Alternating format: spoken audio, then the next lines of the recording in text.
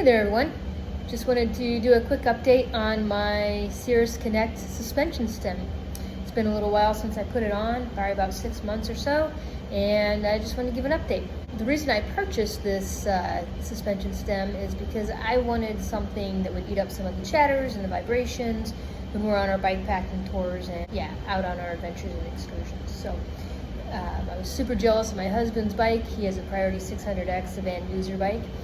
And that bike has a 100 millimeter front suspension fork on it. So I was getting kind of beat up and he wasn't. So I have a Surly Ogre and I love the bike. It's been a wonderful bomb-proof steel bike for me for all of our excursions. We put it through the ringer and it has done well. But it's not suspension corrected, meaning I can't put a suspension fork on it. So I started doing some looking around and research, and I figured out the suspension stem would probably be a good solution for me. There's basically two types out there. There's one like the Redshift shock stop, and that works more like a lever. And then the type I have is it's more of like a link. And the reason I went with that system rather than the Redshift is because the lever system is really good if you have drop bars. You're going to get the travel you need. However, on flat bars, through the research I was doing, it just showed that if you have a flat bar or an alternate bar, I have the Jones H-loop bar, it matters where you put your hands, and I wanted to make sure I got the appropriate amount of travel. So did some research, and Kinekt or Cirrus is actually a local company. They're made out of, I think it's Bellevue, Washington. I know it's out of Washington. And so I put that on my bike about 6 months ago. I've been super happy with it.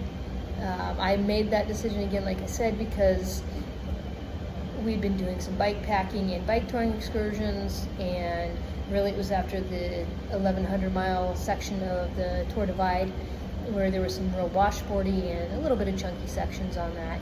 And great trail, totally recommend it. Anybody that's interested, it's an awesome trail. And there's a lot of maps and GPX routes out there, so it's super easy to do. And there's a lot of amenities around the way. So so in the end, not being able to put a suspension fork on my bike proved to be better for me. And the reason for that is having a Surly Ogre. It's a steel bike. It's made to be very durable, and it has been, but steel bikes are going to be heavy, so it's already heavy. And then on top of that, I opted to put the roll-off speed hub on it, which, if any of you are familiar with that, it's basically all of the gears are in the rear hub of the wheel. And I did that because of reliability, and I knew our bikes would be getting brutalized. We'd be putting them through the ringer, and I just didn't want to deal with the derailleur. So it's been great. Super low maintenance on that. That's another review video. I'm happy with that decision as well. But in the end, like I said, the suspension stem weighs a fraction of what a suspension fork does. So, and for my needs, I don't need that much travel. I just wanted something that would reduce the vibrations and eat up some of the chatter, and this does that. So in the beginning, it comes with the mid-level suspension spring already installed, and so that's what I started with. I rode that through Patagonia, through Chile and Argentina on bikepacking.com's route, the El Fin del Mundo. There's some single track there. It's all pretty much dirt road. There's very little pavement, if any. I'm trying to remember. I think we did do some pavement, and I don't remember if that was on route or if it was from detours we did. But it was primarily dirt road and a little bit of single track. And the medium spring did very well for me. On this trip, we did the Eurovelo 06 from Germany to Serbia, and I knew it was going to be pretty much well-graded bike path and some pavement. So I wanted to try the lightest spring in it. I'm only 120 pounds, I'm 5'2". I just wanted to see if that would provide me a little more comfort.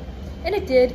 My only complaint with that was once I got the bike bags on it, I noticed if I was going fairly fast or it was a particularly windy day, I'd get a little shimmy up front, which I don't get when I don't have the bike bags on my forks. So, and that's what I usually put on there is Blackburn cage with the Salsa Anything bags. I think they're 3-liter bags, so you don't get much in there anyway, and I don't put a lot of weight on it, but it's just a little extra storage for me when I'm out and about. Yeah, so around home doing fun rides and commuting, I will keep the light spring in there because I do like that and I don't get the shaking without the bags. But when I do my touring and bike packing, I'll probably go back to the medium suspension spring. The stem that I have is the 7-degree rise 90 millimeter. They do have other models that are a little higher rise, I believe a 30-degree and a 50-degree, and then you can also get a longer stem. Again, I'm 5'2". I do have a small Surly Ogre frame, but I have T-Rex arms, and so my reach isn't that great, and the 90 millimeters is almost too much for me. It's fine. I have the Jones bars or swept back, so it's fine, but if I had an option for a little shorter stem, I would go with it for me.